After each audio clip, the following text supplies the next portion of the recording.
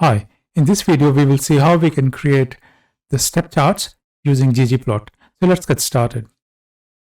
We would be using the ggplot2 library and dplyr.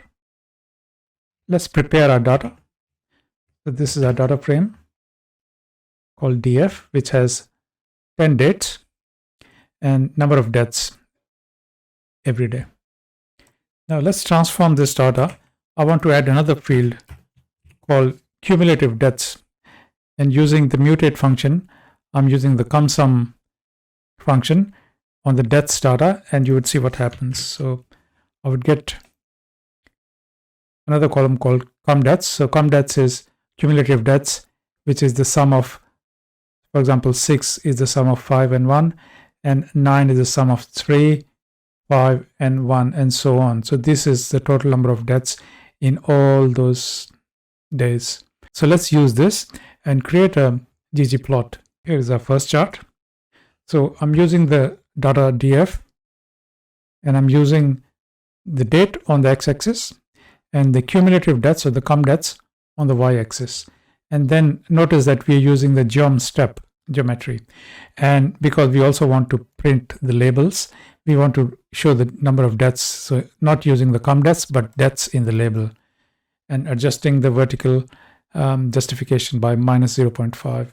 And then just for the sake of bit more clarity to the chart, I'm just adding a geom point with a color of red and using the theme classic and some labels. Let's see what it does for us. So this is our first chart.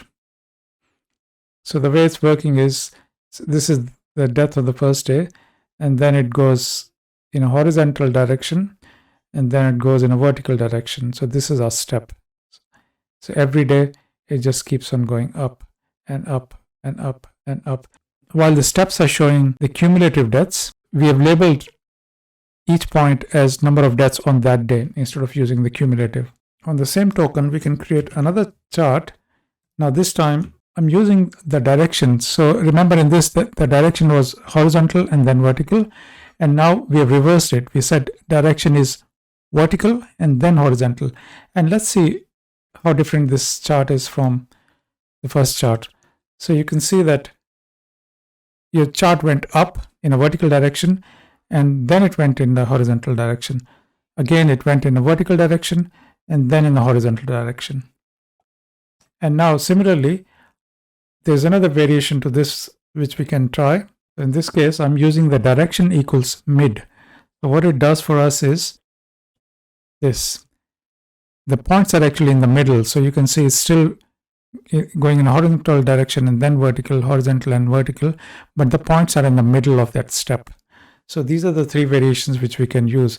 So just to appreciate all those variations, let's plot all the charts together so that you can notice the difference. So I'm using another package or library called Patchwork, and I'm creating all the three charts side by side.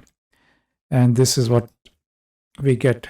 This is our normal chart, which is going in a horizontal direction and then vertical, horizontal and then vertical. The next one is going in a vertical direction first. So it goes vertical and then horizontal, vertical and then horizontal, vertical and then horizontal. This is also doing similar to what the first chart was doing, but the points are in the middle. Instead of the points at the edge of the step, the points are in the middle of the step. So these are the three variations. I hope you found this information useful and practical. Thank you very much for watching it, and I'll see you in the next one.